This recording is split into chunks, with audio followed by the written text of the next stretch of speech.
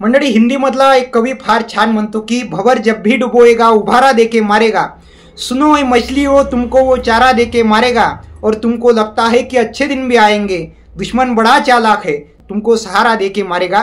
मंडळी, आता मध्य प्रदेश नंतर महाराष्ट्र सरकार सुद्धा महाराष्ट्रामध्ये लाडकी बहीण योजना आणण्याचं वृत्त आज लोकसत्ता या वृत्तपत्रामध्ये छापून आलं। गेल्या 10 वर्षापासून महाराष्ट्रातल्या सर्वसामान्य गोरगरीब कुटुंबातल्या महिला सिलेंडरच्या भावामुळे त्रस्त आहे।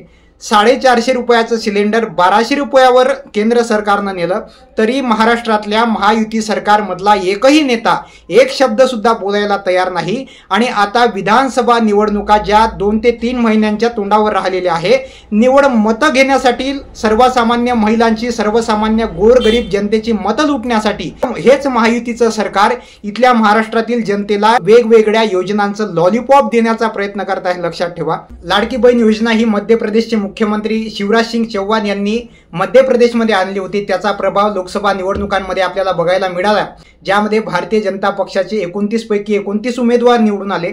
आता तोच खेळ महायुतीचं सरकार महाराष्ट्रामध्ये खेळण्याचा प्रयत्न करत आहे।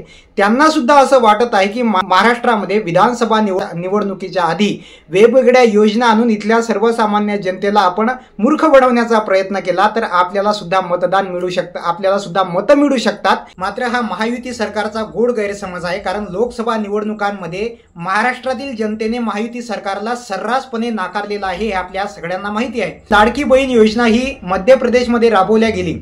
आता महाराष्ट्रामध्ये पावसाळी अधिवेशनामध्ये महायुतीचं सरकार त्याची घोषणा करण्याची शक्यता वर्तवल्या जात आहे। या योजनेमध्ये महाराष्ट्रातील महिलेला 1200 ते 1500 रुपये महिन्याला मिळण्याची शक्यता आहे। यावर राष्ट्रवादी काँग्रेस पक्षाचे नेते रोहित पवार यांनी आपल्या भावना व्यक्त करताना म्हटलं आहे, गेल्या 10 वर्षापासून महाराष्ट्रातील महिला सिलेंडरच्या भावाने त्रस्त आहे। ज्या सिलेंडरचे भाव 450 रुपयावर होते, त्या सिलेंडरचे भाव केंद्र सरकारने 1200 रुपयावर नेऊन ठेवले आणि इथल्या महिलांचा, गोरगरीब कुटुंबातल्या महिलांचा थोडा सुद्धा विचार केला नाही आणि त्यावर राज्य सरकारमधला एकही मंत्री, एकही नेता बोलत नाही, असा सवाल रोहित पवार यांनी महायुती सरकारला विचारलेला आहे।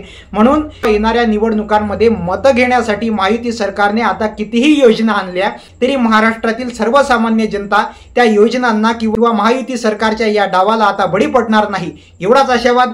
जय हिंद, जय भारत, इन्कलाब जिंदाबाद।